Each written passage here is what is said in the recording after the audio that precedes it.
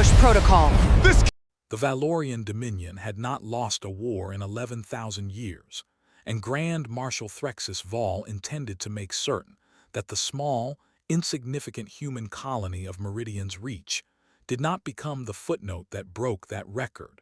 though in truth he did not expect the engagement to qualify as a war at all. War, in the vocabulary the Dominion had refined across 11 millennia of methodical, unbroken conquest, was a word reserved for enemies capable of resistance, and the intelligence dossier sitting open on the holographic display of his flagship,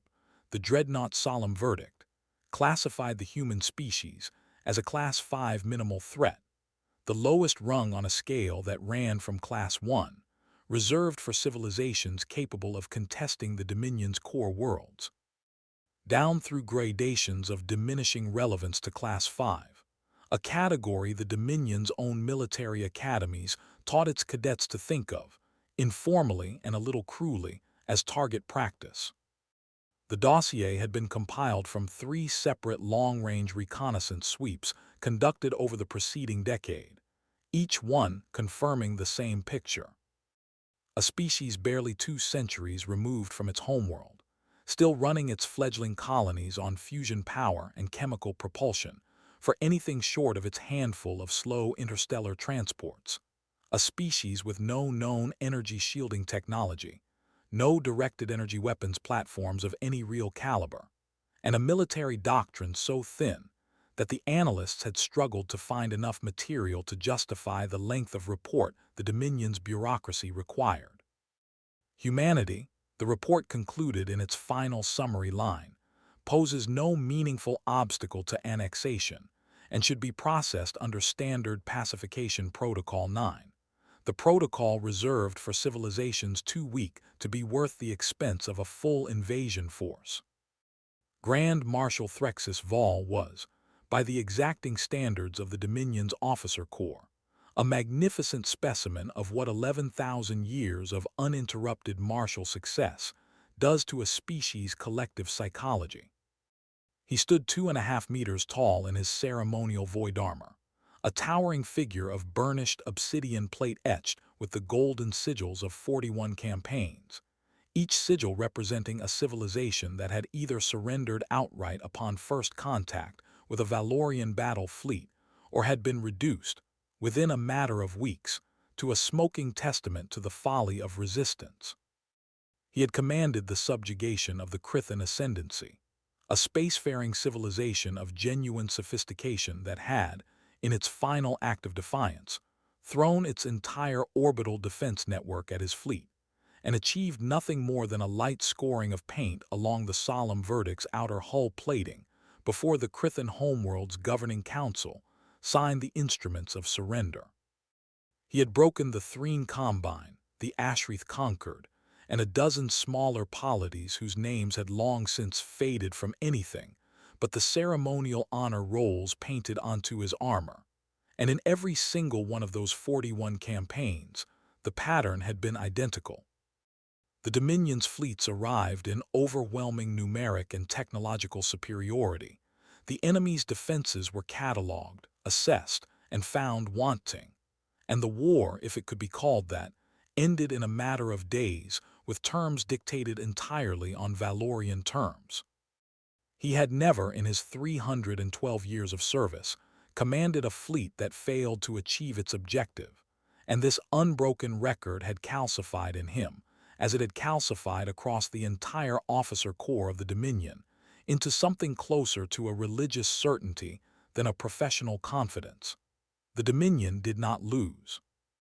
The Dominion had not lost in 11,000 years, because the Dominion's intelligence apparatus was thorough, its fleets were overwhelming, and any civilization foolish enough to resist rather than submit was simply demonstrating, through its own destruction, why resistance had always been the wrong choice.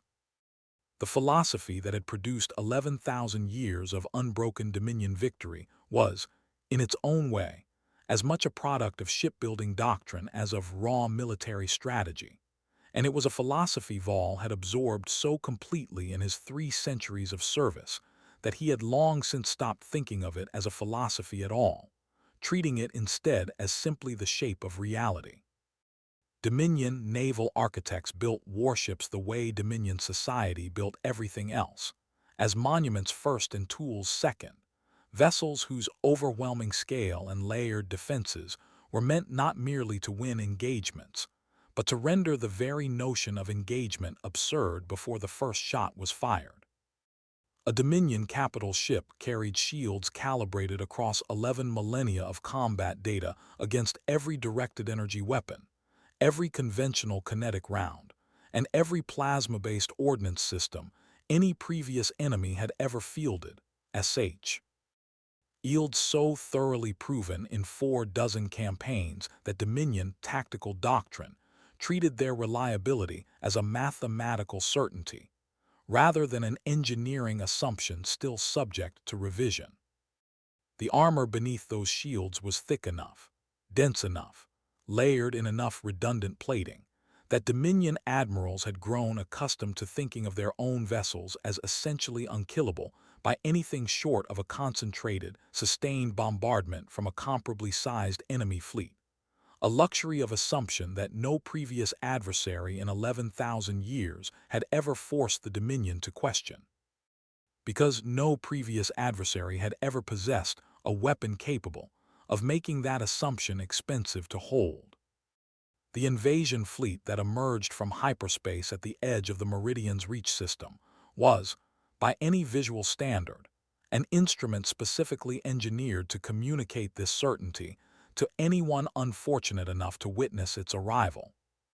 218 vessels resolved out of the tearing violet scar of the collapsing hyperspace rupture, in a formation so precise it looked less like a fleet and more like an act of geometry, arranged in the Dominion's traditional herald formation, a vast spearhead of capital ships with the solemn verdict at its apex, 3.5 kilometers of gleaming, dark gold hull armored in layered ceramic composite plate that caught the distant light of Meridian's reach's pale yellow sun and threw it back in slow, deliberate glints,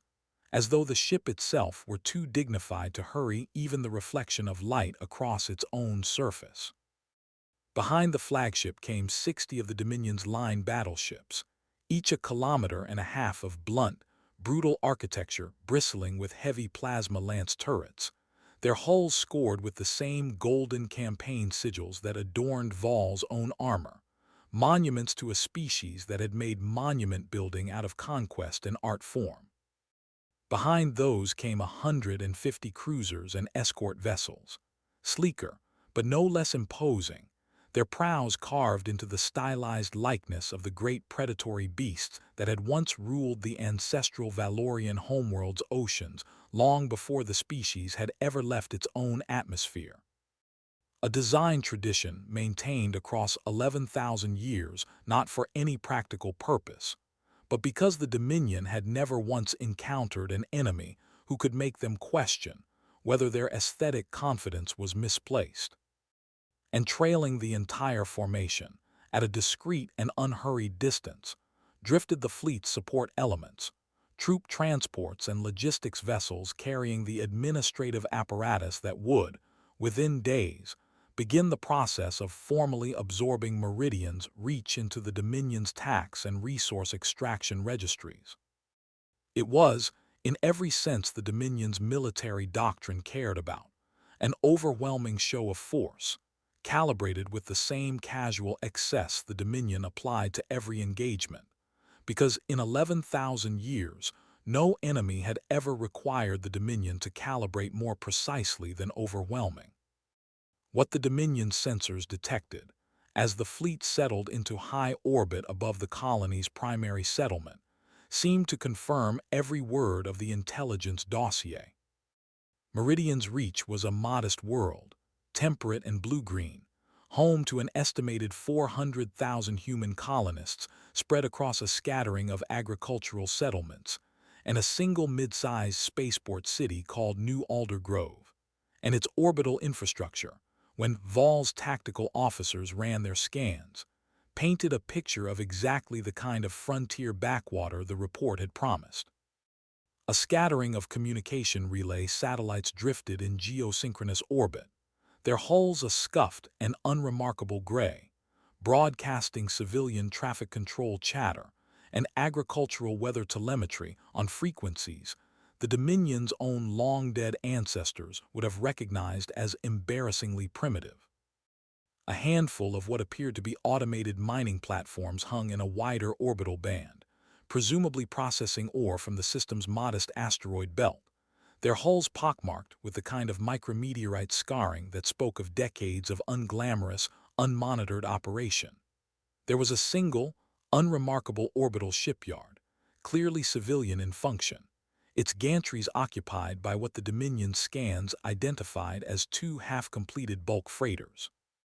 Nowhere in the entire system did the solemn verdict's sensor suite detect a single energy signature consistent with a warship, a weapons platform, or any defensive installation more sophisticated than the kind of point defense array a colony might install to deal with the occasional errant meteor.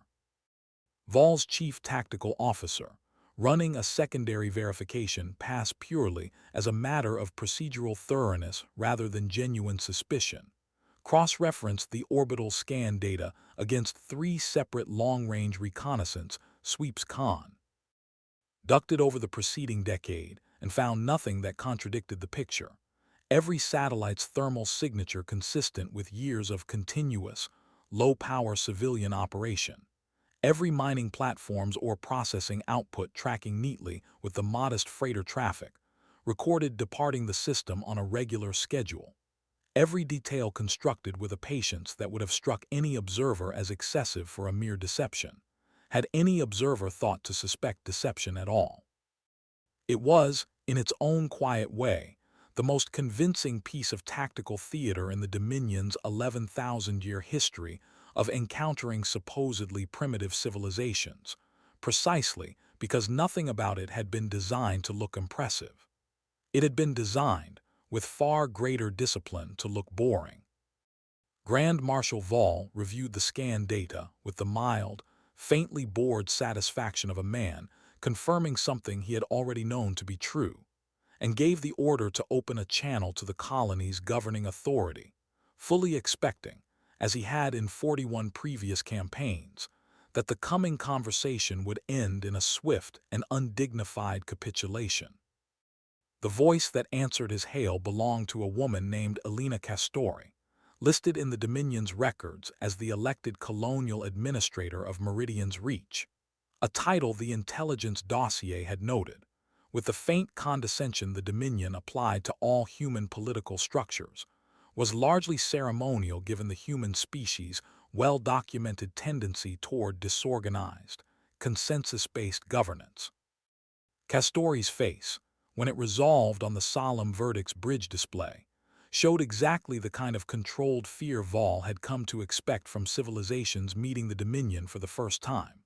A careful, brittle composure stretched thin over what any experienced conqueror could recognize as genuine terror. She was perhaps 50 years old by human reckoning, gray threading through dark hair pulled back in a severe, practical style, and behind her, visible through the pickup, was what appeared to be a modest civilian administrative office, prefabricated walls, a window looking out over the low rooftops of New Aldergrove, the entire scene radiating the kind of provincial, undefended ordinariness that made Vol's certainty settle even deeper into his chest. Grand Marshal Vol did not waste time on the theater of negotiation, because in his considerable experience, negotiation was a courtesy extended to enemies capable of imposing costs, and Meridian's Reach, by every metric his sensors could measure, was not. He informed Administrator Castori, in the flat, unhurried tones of a man reciting a formality he had recited 41 times before, that the Valorian Dominion was formally annexing the Meridian's Reach system under the authority of the Interstellar Consolidation Accords. That resistance would be met with proportional and escalating force, and that the colony had exactly 6 hours to submit a formal instrument of surrender before the Dominion fleet, would consider itself authorized to begin what the Accords euphemistically termed compliance operations, a phrase that in 41 previous campaigns had never once needed to be clarified further, because no civilization class 5 or lower had ever called the Dominion's bluff. Administrator Castori's response when it came was everything Vol expected and nothing more. She asked, in a voice that cracked convincingly at the edges, whether there was any alternative to surrender, any terms under which the colony might retain some measure of self-governance. And Vol, with the practiced patience of a man explaining an obvious truth to a frightened child, informed her that the Dominion's terms were not negotiable, that resistance against a fleet of this scale would accomplish nothing beyond the pointless deaths of her own people, and that the wisest and most humane course available to her was simple, immediate capitulation. Castori was silent for a long moment, her eyes flicking off camera as though consulting someone unseen, and then she said, in a voice barely above a whisper, that she would need time to consult with the colony's council before committing to any decision of this magnitude, and asked, humbly, whether the Dominion fleet might hold position at its current orbital distance while that consultation took place, rather than advancing closer to the settlement, out of respect for the civilian population's fragile nerves. It was, Vol would reflect much later, with the particular bitterness of a man replaying his own downfall in exhaustive detail, an entirely reasonable request, precisely the kind of request a frightened, outmatched colonial government would make, and it cost the Dominion fleet nothing to grant it. He agreed, with the same faint, condescending magnanimity he had shown to the surrendering governments of 41 prior civilizations, and settled his fleet into a holding pat. Aren at a comfortable, unthreatening distance above Meridian's reach, 60,000 kilometers out, well within engagement range for weapons of the caliber his sensors had confirmed the colony did not possess, and settled in to wait out what he assumed would be a brief and largely theatrical delay before the inevitable surrender arrived. What Grand Marshal Vol did not know, because his sensors had not been built or calibrated to detect it, was that every single word of Administrator Castori's performance had been scripted 3 days in advance by a woman she had never once mentioned in the entire conversation, a woman who was, at that very moment, watching the exchange from a windowless tactical command bunker, buried 400 meters beneath the granite bedrock of New Aldergrove's outskirts. A bunker whose existence appeared on no civilian registry, and whose access shaft had been disguised, for the better part of a decade, as an agricultural water reclamation facility. Fleet Commander Naomi Okafor had spent 11 years preparing Meridian's reach for exactly this moment, and she watched Grand Marshal Vol's face on the tactical relay with an expression that held no fear at all, only the cold, patient satisfaction of a predator watching prey walk, of its own accord, into a killing ground it had not thought to suspect existed. She was 46 years old, lean and weathered in the specific way that comes from a career spent in the harder, less glamorous corners of a much larger interstellar conflict. Most of the galaxy did not yet know humanity had already survived once, a conflict fought decades earlier against a smaller, more probing alien incursion that had taught the human military establishment a lesson it had never forgotten. That any enemy encountering humanity for the first time would inevitably underestimate it, because humanity's own instinct, learned across a bloody and pragmatic history, was never to reveal the full extent of its capability until the moment that concealment stopped serving a purpose. Okafor had built her entire career, and the doctrine she now commanded, around that single insight. Humanity did not need to match an invading empire ship for ship. It needed only to convince that empire, thoroughly and completely, that it had already won, and then to make that victory the single most expensive mistake in the empire's entire history. She had come up through a branch of human military service that, by design, appeared in almost no official record accessible to any outside intelligence apparatus.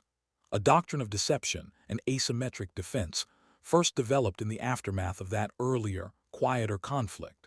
When a probing alien reconnaissance force had encountered a heavily defended human research outpost disguised, much like Meridian's Reach, as an unremarkable civilian settlement,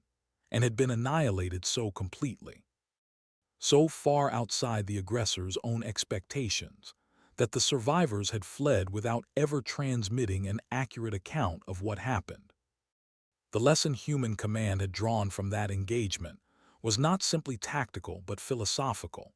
a recognition that humanity's deepest strategic advantage over any galactic power vastly larger and more established than itself would never be raw industrial output or fleet tonnage, categories in which an empire like the Dominion could always eventually outproduce any human shipyard, but rather the accumulated, generational discipline of a species that had spent its own bloody history learning, over and over, that the side willing to be underestimated usually got to choose when the fighting actually started. Akafor had spent the 2 decades since that early lesson rising through the ranks of a command structure built entirely around applying it at scale. First as a junior tactical officer, helping refine drone swarm coordination algorithms. Then as the architect of 3 smaller defensive deceptions on colonies closer to the human core worlds. And finally, 11 years ago, as the officer handed sole responsibility for transforming an unremarkable frontier colony on the furthest edge of explored space into the single most elaborate trap her service had ever constructed, precisely because Meridian's Reach's remoteness made it exactly the kind of target a complacent empire would eventually send a fleet to test. The satellite's Grand Marshal Val's sensors had cheerfully catalogued as harmless communication relays were, in fact, the Meridian's Reach system's primary orbital defense network, a project that had consumed the better part of a decade and the majority of the colony's covert military budget, disguised so thoroughly that even the colony's own civilian population believed, for the most part, that they were exactly what they appeared to be. Each of the 16 relay satellites in geosynchronous orbit carried, beneath a hull deliberately designed to mimic the scuffed, unremarkable profile of decades-old civilian hardware, a compact but devastating railgun accelerator, a weapons system that had nothing in common with the plasma lance technology the Dominion's own warships relied on, and everything in common with the oldest, crudest, and in some ways most terrifying principle in the history of human warfare: that a sufficiently dense mass, accelerated to a sufficiently high velocity, did not care how thick an enemy's armor plating was, because kinetic energy at those velocities did not distinguish between ceramic composite and empty space. The engineering challenge of concealing such a weapon inside a housing built to pass as decades-old civilian hardware had itself required years of painstaking work. Every seam and access panel on each satellite's exterior, hand-fitted to replicate the exact wear patterns and micrometeorite scarring that genuine long-service civilian equipment would have accumulated. A level of forgery so complete that the satellites had, on at least 2 occasions, actually been repaired by ordinary colony maintenance crews who had no idea they were servicing a weapon rather than a relay. The rounds themselves were solid tungsten-osmium alloy slugs, deliberately unglamorous, deliberately cheap to manufacture in bulk, accelerated along electromagnetic rails to velocities exceeding 30 kilometers per second, a speed at which the round's own kinetic energy on impact would release more destructive force than a modest tactical nuclear warhead.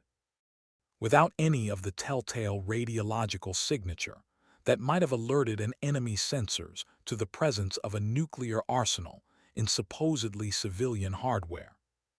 The mining platforms, similarly, were not mining platforms at all, or rather, they had been mining platforms once, genuine ore processors that the colony had quietly gutted and rebuilt around hardened drone bays, each platform capable of launching and coordinating a swarm of nearly 200 autonomous attack drones, small, fast, and individually insignificant, but designed from the outset to operate as a single distributed weapons system. A swarm intelligence that could saturate an enemy's point defense grid with more simultaneous targets than any conventional sensor suite could realistically track. The conversion of each platform had been staged in phases across nearly 6 years, or processing operations maintained at a reduced but entirely convincing tempo throughout construction, so that the modest freighter traffic departing the system on a regular schedule never once betrayed the truth of what was being built beneath the platform's unremarkable exteriors. A slow, patient masquerade that Akafr's engineers privately referred to with the particular dark humor of people who had spent years literally hiding weapons inside their own cover story, as farming the harvest twice. And then there was the gas giant. Meridian's Reach's system possessed a single gas giant, a vast, banded world of amber and rust-colored cloud belts that the Dominion's initial reconnaissance had noted only in passing, an unremarkable astronomical feature with no colonies, no resource extraction operations, nothing of apparent strategic value, exactly the kind of celestial furniture that a conquering fleet's sensor operators would glance at, catalog, and dismiss. Hidden in the gas giant's shadow, tucked into a stable Lagrange point where the planet's own mass and radiation bath scrambled passive sensor returns into useless static, sat the true heart of Naomi Akafr's decade of patient preparation. 84 vessels of the Meridian's Reach stealth fleet, ships built from the ground up around a doctrine of concealment rather than confrontation, hulls coated in radar-absorbent composite and cooled by elaborate heat-sink architecture that bled waste thermal energy slowly into space, rather than venting it in the detectable bursts every conventional warship produced. Engines that ran cold and quiet specifically so that a fleet of this size could sit, for years if necessary, close enough to strike and invisible enough to never be found. The stealth fleet's construction had been, in its own right, a feat of engineering discipline that the Dominion's own shipyards, accustomed to building for scale and overwhelming presence rather than absence, would have found almost incomprehensible. Every vessel in Akafr's hidden formation had been assembled in orbital drydocks disguised as agricultural processing stations, their true purpose known to fewer than 300 people across the entire colony. Construction materials smuggled in aboard freighters logged as carrying grain and mineral, or rather than the radar-absorbent composite plating and cryogenic heat sink, arrays that actually filled their holds. The ships themselves eschewed almost every design convention that governed conventional warship construction, their hulls faceted rather than smooth to scatter incoming sensor pulses rather than reflect them cleanly back toward their source, their extent. Rear surfaces finished in a matte, light-swallowing coating not unlike the alloys other human shipyards, working on entirely separate projects the wider galaxy had not yet encountered, had independently arrived at through their own hard-won engineering logic. Where Dominion vessels broadcast their presence proudly, campaign sigils and running lights and the confident hum of drive systems built to be felt as much as seen, the stealth fleet's vessels had been engineered to be functionally invisible even at moderate range,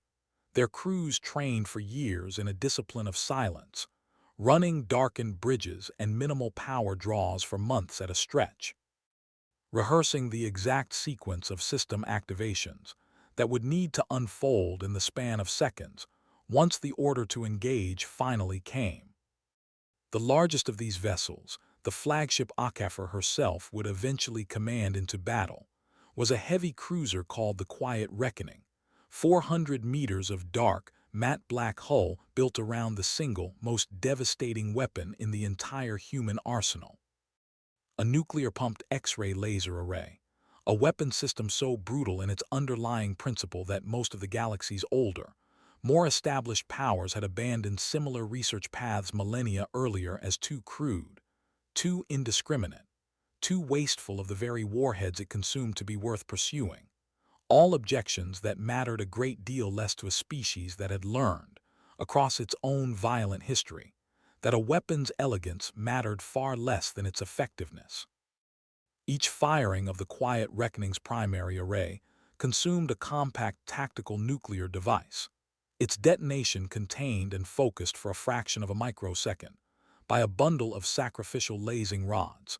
converting the entire explosive yield of the warhead into a single coherent beam of X-ray radiation, capable of punching through the heaviest armor plating in the Dominion's arsenal as though it were tissue paper. A weapon that could only be fired once per rod bundle before that portion of the ship's array was rendered useless slag, which was precisely why the Quiet Reckoning carried 40 of them, racked and ready, each one representing a single, irrevocable, catastrophic answer to any enemy foolish enough to come within its engagement envelope. For 6 hours, while Grand Marshal Vall's fleet held its comfortable, contemptuous distance above Meridian's reach, Fleet Commander Okafor did not sleep. She sat in the command bunker beneath New Alder Grove, watching real-time telemetry from every disguised platform in her network, running final targeting calibrations against the Dominion fleet's confirmed positions, and rehearsing, with her staff, the precise sequencing of an ambush that would need to unfold in a matter of minutes once triggered. Because the single greatest vulnerability in her entire decade of preparation was the brief window between the moment her weapons revealed themselves and the moment the Dominion fleet's vastly superior numbers could organize a coordinated response. Her plan did not rely on subtlety after the first shot. It relied on overwhelming, simultaneous, merciless violence delivered in the first 90 seconds of engagement, calibrated to cripple as much of the Dominion's command and control capability as possible before the sheer size of Vall's fleet could translate into a meaningful counterattack.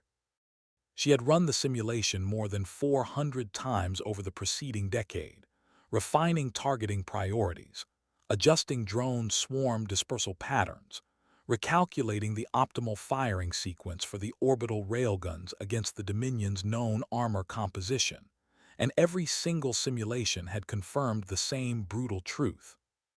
The plan would work, provided the Dominion fleet held still long enough, at close enough range, believing itself completely safe, for the trap to spring at maximum effect.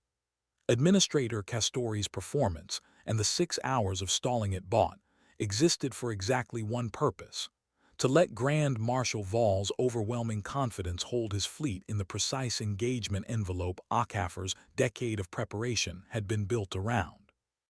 When Administrator Castori's face reappeared on the solemn verdict's bridge display at the end of the 6-hour deadline, her expression had shifted, subtly but unmistakably, from fear to something Grand Marshal Vall's 3 centuries of conquest had never once seen directed at him by a defeated species. A flat, unhurried calm that seemed, in retrospect, entirely out of proportion to the frightened, provincial administrator he believed he had spent the last 6 hours negotiating with. She informed him, in a voice that no longer trembled at all, that the Colonial Council of Meridian's Reach had reached its decision, and that the decision was no, delivered with a plainness that momentarily confused Vall's translation matrix, because no was not a word his 41 prior campaigns had ever required him to parse in th. Is context. She added before he could formulate a response that the Dominion fleet currently occupying orbital space above her colony was, as of this transmission, considered to be inside a declared engagement zone, and that she hoped sincerely that he had enjoyed the last 6 hours of believing himself completely safe, because it was, she said, the closest thing to a courtesy his fleet was going to receive. The channel cut, and for a fraction of a second Grand Marshal Threxus Vall felt something he had not felt in 300 years of service, a small, cold flicker of uncertainty, a sensation so unfamiliar that his own mind initially struggled to name it. And then the 16 communication relay satellites his sensors had catalogued as harmless civilian infrastructure fired their entire railgun batteries in a single, devastating, perfectly coordinated volley. And uncertainty stopped mattering nearly as much as survival did. The first salvo struck the Dominion fleet with a violence that none of its sensor operators had time to properly register before it was already happening. 16 tungsten osmium slugs, each one the size of a ground vehicle, and traveling at more than 30 kilometers per second, tore into the formation's outer perimeter escorts in the same half-second, and the effect bore no resemblance to the kind of graceful, contained damage the Dominion's shield technology was designed to absorb. Because the Dominion's shield technology, calibrated across 11,000 years to deflect directed energy weapons, plasma lances, and conventional kinetic ordnance traveling at the comparatively sedate velocities every previous enemy fleet had ever employed, had never once been tested against an impact carrying this much raw kinetic energy. The escort cruiser Vigilant Ascension, positioned on the formation's leading edge, took a direct hit amidships that did not so much breach its shields as pass through them as though they did not exist, the slug's kinetic energy releasing in a fraction of a second in an explosion that tore the 800-meter vessel cleanly in half, its bow section tumbling away in a slow, silent cartwheel of venting atmosphere and burning debris, while its stern section simply ceased to hold pressure. 400 crew, dead before a single damage control alarm, had finished its first cycle. 4 more escort vessels suffered similarly catastrophic hits in that opening volley, and across the Solemn Verdict's bridge, tactical officers, who had spent their entire careers watching enemy fleets crumble before Dominion firepower, stared at readouts that made no sense, because nothing in the Dominion's 11,000-year military history had prepared them to process the concept of a Class 5 minimal threat, inflicting this kind of damage in the opening seconds of an engagement. What made the railgun volley so devastating was not merely the raw kinetic energy each round carried, but the targeting doctrine behind it, a doctrine HFY's gunnery officers had spent 400 simulated engagements refining down to a science as cold and precise as anything in the Dominion's own ancient playbook. Rather than concentrating fire on the largest, most heavily armored vessels in the Dominion formation, the temptation any less disciplined command staff might have indulged, the 16 orbital platforms had been programmed from the outset to prioritize targets along the formation's structural seams, the escort vessels and cruisers whose destruction would fragment the Dominion fleet's cohesion fastest, stripping away the outer layers of the formation the way a butcher separates meat from bone, so that every following volley would find progressively less coordinated resistance and progressively more exposed capital ships. It was, HFY had told her staff more than once during the long years of preparation, not a doctrine built around destroying the most ships in the shortest time, but one built around destroying the enemy's ability to think and react as a single coordinated fleet, because a fleet that could no longer communicate, no longer maneuver as a unit, no longer trust its own sensor picture, was already defeated in every sense that mattered, regardless of how many hulls remained technically intact. Grand Marshal Vall had perhaps 4 seconds to process the scale of what had just happened before the second phase of Fleet Commander HFY's ambush arrived, and the second phase came from the mining platforms, whose drone bays had already cycled open in the instant the railguns fired, releasing a combined swarm of nearly 1,600 autonomous attack drones into the space around the Dominion fleet, a cloud of small, fast, individually insignificant machines that nonetheless represented, in aggregate, more discrete tracking targets than the sensor and point defense systems of the entire Dominion fleet could realistically process in the critical opening minute of the engagement. The drones did not attempt to engage the Dominion's heaviest capital ships directly, because HFY's targeting doctrine, refined across 400 simulations, understood precisely where the swarm's value lay. In overwhelming and destroying the fleet's point defense turrets, sensor arrays, and secondary weapons batteries, stripping away the layered defensive systems that made the Dominion's larger vessels survivable, so that the railgun volleys and the coming laser strikes would find targets with progressively less capacity to shoot back. Point defense turrets across a dozen Dominion cruisers found themselves suddenly engaging not one incoming threat, but 40, 50, 60 simultaneous drone contacts, each one small enough and fast enough to individually survive the kind of defensive fire calibrated to intercept much larger, slower threats. And within 90 seconds of the engagement's opening volley, entire sections of the Dominion fleet's point defense grid had simply ceased to function, chewed apart by a swarm that outnumbered the available defensive fire by a factor of 10 to 1. The drones themselves were, individually, almost insultingly simple machines, barely 2 meters in length, built around a small fusion cell engine and a modest kinetic payload, the kind of hardware that would have registered on the Dominion's own threat assessment matrices had any single unit been detected in isolation, as barely worth a point defense turret's attention at all. Their true sophistication lay not in any single drone's capability, but in the distributed swarm intelligence that bound all 1,600 units into a single coordinated organism, a network targeting architecture that allowed the swarm to redistribute its attack priorities in real time, shifting fire from a suddenly reinforced sector of the Dominion formation to a newly exposed one within a fraction of a second. Adapting to each fresh gap, the railgun volleys and the drone strikes themselves tore open, in a way that no centrally commanded Dominion vessel, reliant on the comparatively sluggish decision cycles of its own bridge crew, could hope to match.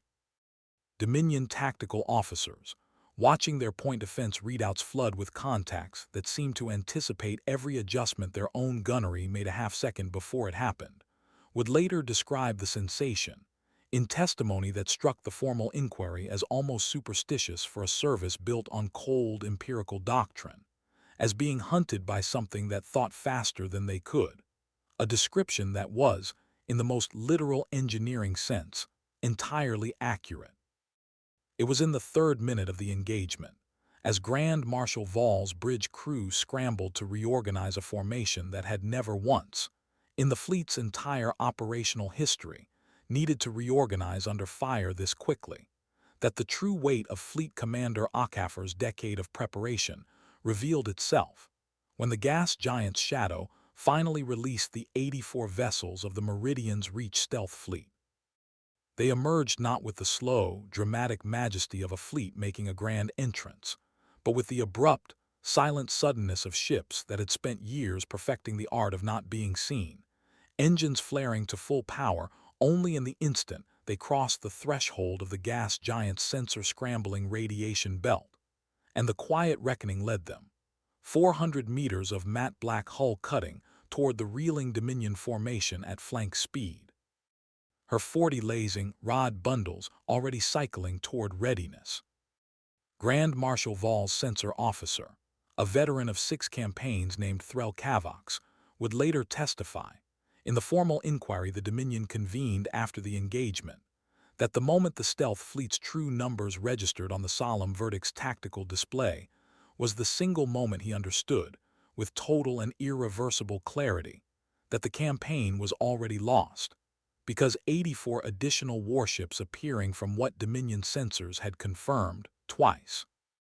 was an empty region of space, represented a violation of the Dominion's own understanding of physics severe enough that his first instinct was to assume sensor malfunction rather than accept what his own eyes were telling him. The quiet reckoning fired her first shot at a range of 11,000 kilometers, well beyond what any Dominion weapon system could meaningfully return fire against, and the beam of coherent X-ray radiation that erupted from her forward lasing array covered that distance in a fraction of a second, striking the Dominion battleship Undying Resolve amidships with a force that did not so much breach the vessel's armor as simply cease to acknowledge it as an obstacle. The beam punching cleanly through 11 meters of ceramic composite plating, through 3 internal decks, through the ship's primary reactor housing, and out the far side of the hull in a single continuous line of absolute destruction, and Th. Undying Resolve did not explode so much as come apart, her reactor containment failing in the beam's wake in a blossoming sphere of white fire that consumed the entire kilometer-and-a-half length of the vessel in under 4 seconds. 1,100 crew extinguished in an instant that none of them had any warning to brace for. The quiet reckoning fired again 8 seconds later, and a second battleship, the Radiant Ascendancy, suffered an identical fate, and again 11 seconds after that. And by the time the rest of the stealth fleet's smaller vessels closed to their own effective engagement range and added their weapons to the slaughter railgun batteries of their own, supplementing the orbital platform's fire, plasma-tipped torpedoes streaking in beneath the drone swarms covering chaos. The Dominion formation that had entered the system as a monument to 11,000 years of unbroken conquest had, in less than 6 minutes, lost 11 capital ships and dozens of smaller escorts, a rate of attrition so far outside anything the Dominion's military doctrine had ever modeled that Grand Marshal Val's own tactical computer, built across 1,000 years of accumulated Dominion combat data, briefly refused to generate a coherent damage assessment. Its predictive models simply lacking any historical precedent to extrapolate from. Val, to his considerable credit, and this was a detail his eventual court-martial inquiry would note with something approaching grudging respect, did not freeze. 3 centuries of command instinct took over even as the scale of the disaster around him defied every assumption he had carried into the system, and he began issuing orders with the same flat, controlled urgency his officers had always known him for, ordering the fleet's surviving capital ships to concentrate fire on the Quiet Reckoning specifically, correctly identifying her as the single greatest immediate threat. Ordering his cruiser screen to break formation and attempt to close the range against the human stealth fleet before its heavier weapons could cycle for another volley, ordering his own flagship's point defense grid to prioritize drone intercepts over damage control, a sequence of decisions that, in any of his 41 prior campaigns, would have represented exactly the kind of decisive, adaptive leadership that had built his reputation, decisions that the inquiry's own analysts would later concede. However grudgingly, represented close to the theoretical best response available to any commander caught inside a trap this thoroughly conceived. Against Fleet Commander Ockhafer's decade of preparation, they bought him perhaps another 4 minutes. The Dominion cruiser screen, attempting to close the range against the Quiet Reckoning and her escorts, found itself instead sailing directly into the concentrated fire zone of the 16 orbital railgun platforms, whose gunnery crews, working from a targeting solution that had been refined across 400 simulated engagements, simply walked their fire across the advancing formation with the patient mechanical efficiency of a species that had built an entire military doctrine around the principle that overwhelming firepower, applied with precision rather than mercy, was the only humane way to end a battle quickly.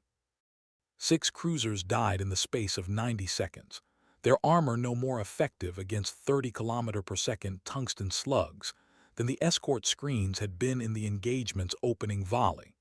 a fact that several surviving Dominion gunnery officers would later describe as the moment they finally stopped expecting their own shield technology to matter at all, and the drone swarm, still numbering well over 1,000 active units despite the point defense fire that had been chewing through its ranks for the better part of 10 minutes,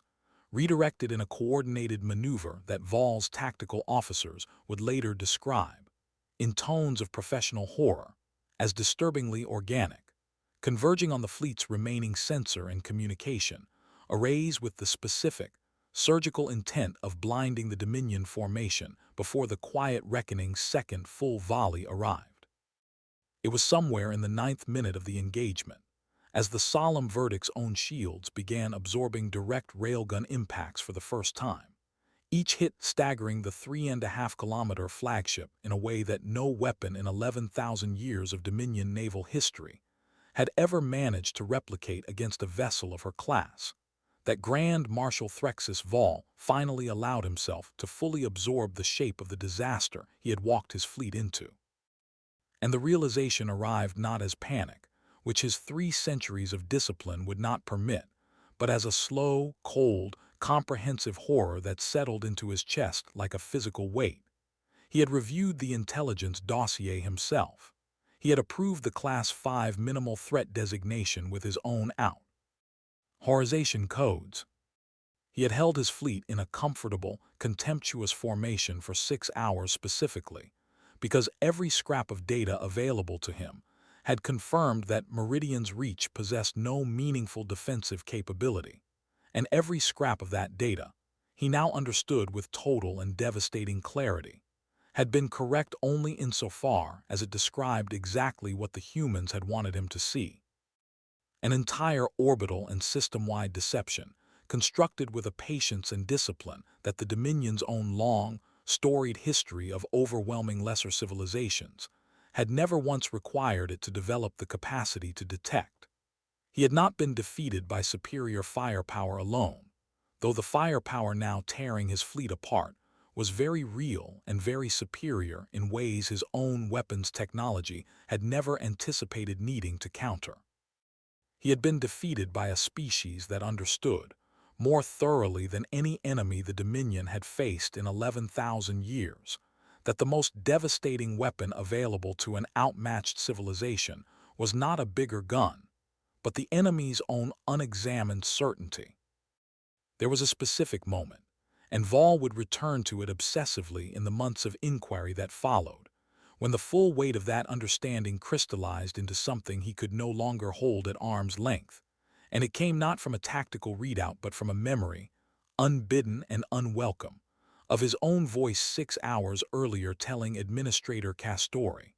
with the patient, condescending kindness of a conqueror who believed himself merciful. That resistance against a fleet of this scale would accomplish nothing beyond the pointless deaths of her own people. He had meant it as a kindness.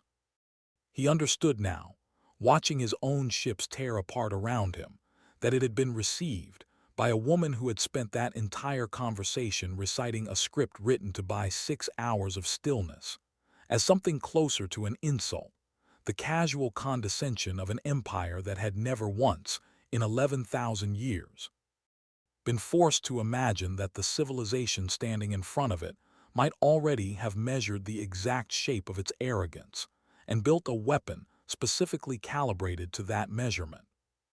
He thought, in the strange, dissociated clarity that sometimes accompanies catastrophe, that this was perhaps the truest description of what had actually happened at Meridian's reach. Not that the Dominion had underestimated a hidden fleet, though it had, but that it had underestimated the sheer discipline required to let an enemy believe, for 6 hours, in its own safety, and that discipline, more than any single weapon in the human arsenal, was the thing his 41 prior campaigns had never taught him to fear. The solemn verdict took her first direct hit from the quiet reckoning's blazing array in the 11th minute of the engagement, the beam striking her aft engineering section and punching through 4 decks before the ship's considerably heavier capital-grade armor finally arrested its progress. A survivable hit, barely, that nonetheless crippled her primary reactor and reduced her to auxiliary power. Her weapons batteries falling silent one by one across the ship as backup systems struggled and failed to compensate for the loss. Grand Marshal Vol, standing on a bridge lit now by the harsh red glow of emergency lighting, surrounded by damage control reports, cascading in faster than his staff could process them, watched his tactical display and understood, with the same total clarity that had settled over him minutes earlier, that the fleet he had brought to Meridian's reach, the largest force he had personally commanded in 300 years of service, was no longer capable of prosecuting this engagement to any outcome except its own complete annihilation. He gave the order to withdraw at the 18-minute mark, and it was, by his own later admission to the Dominion's formal inquiry, the single hardest order of his career, not because withdrawal itself shamed him,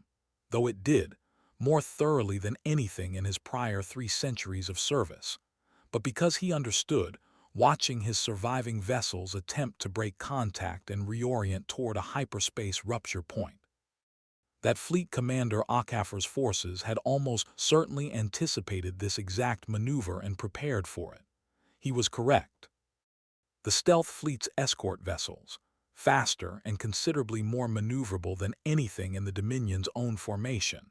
had spent the engagement's opening minutes quietly positioning themselves along the most probable withdrawal vectors. And as the surviving 41 vessels of Vol's once overwhelming invasion fleet attempted to disengage,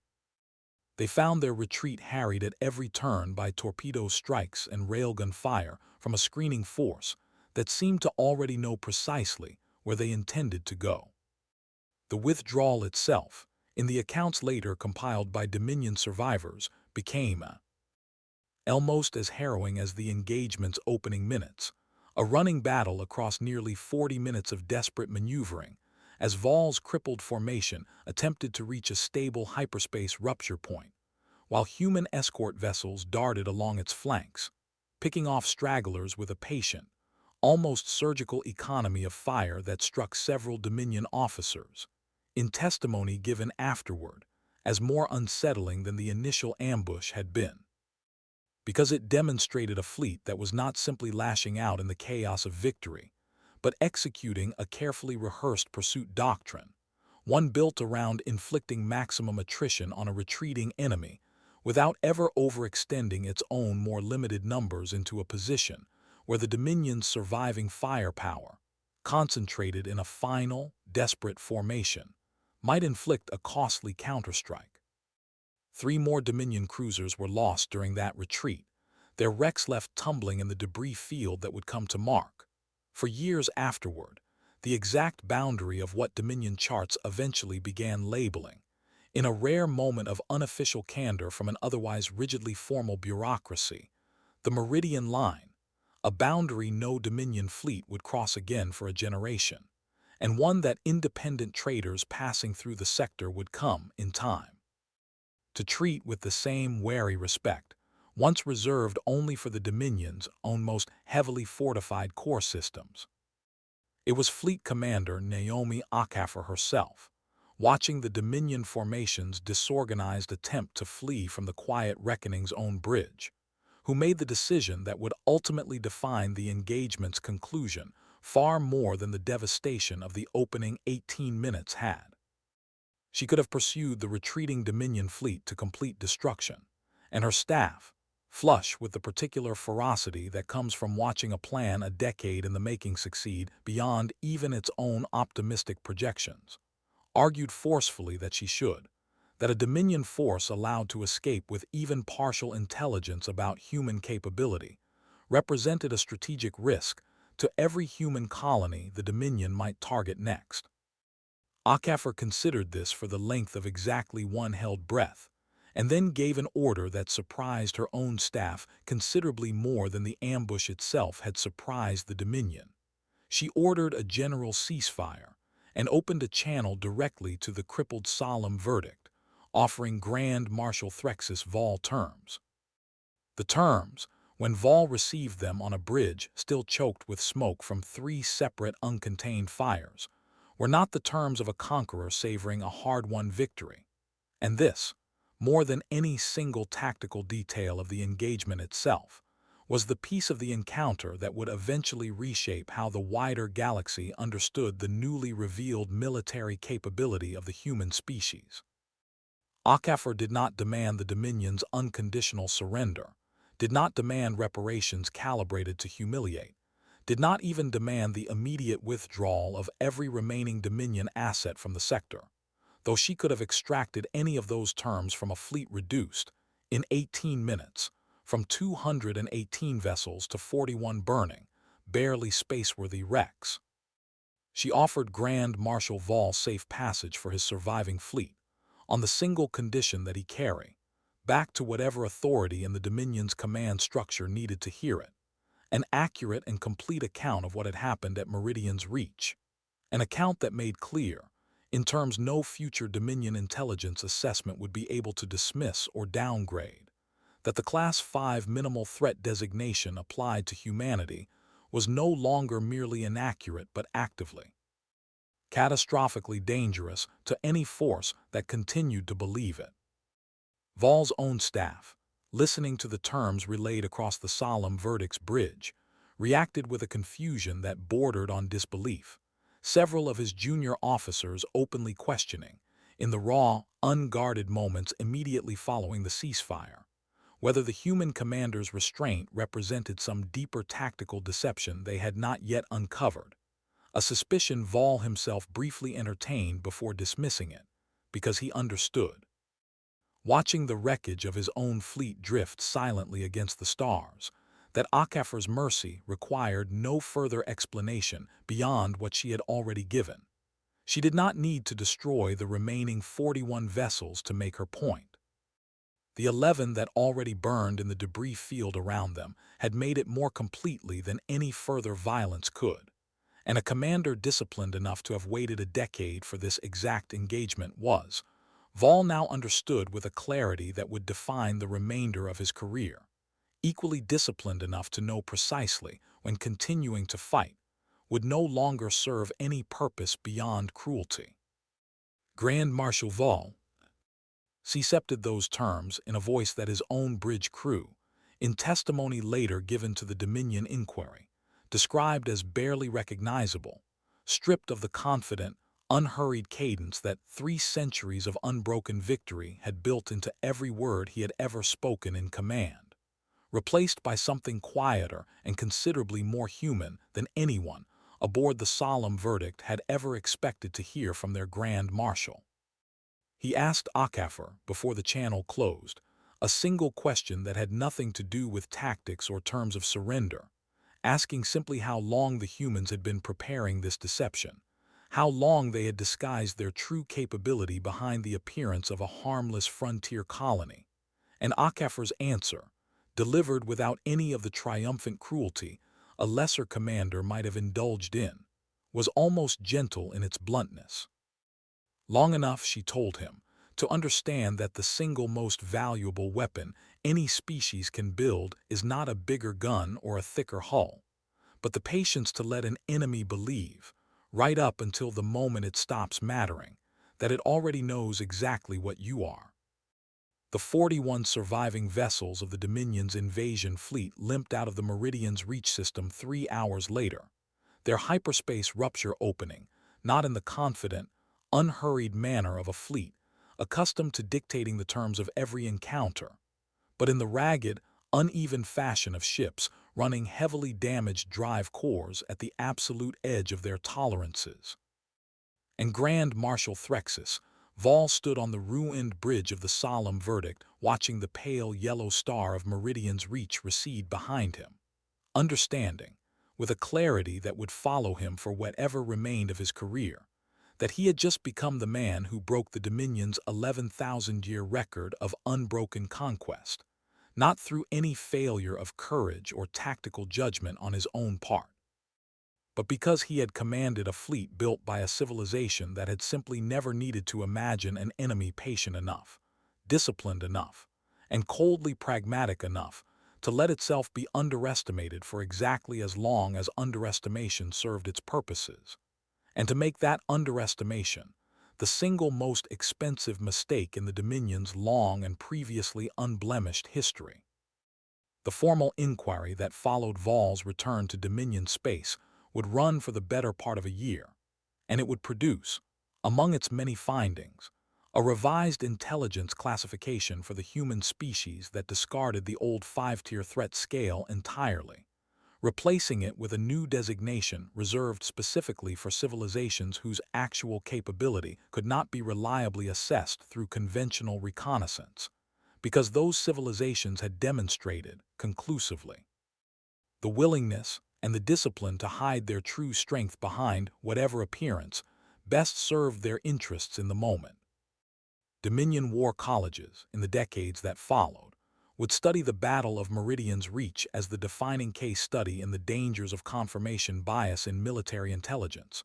would teach generations of cadets to distrust any reconnaissance report that confirmed an assumption too comfortably, would build entire new doctrines of skepticism around the uncomfortable lesson that a fleet's true strength could never be measured solely by what its sensors could detect, but only by what an enemy chose, deliberately and patiently, to let them see. The inquiry itself, convened in the vast crystalline judgment hall of the Dominion's central military archive, proved a far more contentious affair than the Dominion's rigid ceremonial traditions typically permitted, because the officers tasked with reviewing Vol's conduct found themselves, for the first time in living memory, forced to render judgment on a grand marshal whose tactical decisions, reviewed individually, had been almost entirely sound. He had followed the intelligence available to him. He had responded to the ambush with a speed and adaptability that the inquiry's own analysts, reviewing the engagement's telemetry frame by frame, grudgingly acknowledged had likely saved the 41 vessels that ultimately survived, vessels that a less capable commander might well have lost entirely. The verdict the inquiry eventually reached, delivered not as condemnation, but as something closer to a grim, institutional reckoning, held that no failure of judgment on Vol's part had caused the disaster at Meridian's Reach, and that the true failure belonged instead to an entire intelligence culture that had spent 11,000 years growing so accustomed to overwhelming every enemy it encountered that it had simply never developed the institutional humility to imagine an enemy patient enough to let itself be underestimated on purpose. Vol was not stripped of rank, a decision that surprised many of his own peers, but he was reassigned, quietly and without ceremony, to a training command on one of the Dominion's inner worlds, tasked with the singular, almost punishing responsibility of building the very doctrine of skepticism his own defeat had made necessary, spending the remainder of his active service teaching cadets, in exhaustive and often painful detail, exactly how a species with a fraction of the Dominion's fleet tonnage had turned 11,000 years of accumulated arrogance into the single costliest lesson of his career. On Meridian's Reach itself, in the immediate aftermath of the battle, Fleet Commander Naomi Okafor stood on the observation deck of the Quiet Reckoning, watching the drifting wreckage of 11 Dominion capital ships tumble slowly against the backdrop of the system's amber gas giant, debris fields that would take salvage crews the better part of 2 years to fully clear, and she did not celebrate. Because 11 years of preparation for exactly this moment had left her with a clear-eyed understanding of what the victory actually represented. Not the end of a threat, but the opening move in a much longer and more careful game, one in which humanity's greatest strategic asset would never be the size of its fleets, which would likely never rival the vast, ancient militaries of galactic empires like the Valorian Dominion, but the patient, unglamorous, and utterly ruthless willingness to let those empires underestimate exactly how far a supposedly harmless species was willing to go to defend what belonged to it. Her staff, gathered around her on the observation deck in the hours after the ceasefire, wanted to talk about the numbers, the 11 Dominion capital ships destroyed against 0 human losses, a ratio so lopsided that the engagement would eventually be studied, on both sides of the encounter, as one of the most decisive naval victories in recorded interstellar history. But Okafor found herself thinking less about the ratio and more about the 6 hours Administrator Castori had spent on that channel, voice trembling with a fear she did not actually feel, buying time with nothing but her own composure and a script the two of them had rehearsed together in the tactical bunker 3 days earlier. It had been, Okafor reflected, the single most important weapon in the entire engagement, more important even than the Quiet Reckoning's lasing array, because without those 6 hours of convincing, patient deception, none of the rest of it, the railguns, the drone swarm, the stealth fleet waiting in the gas giant's shadow, would have mattered at all.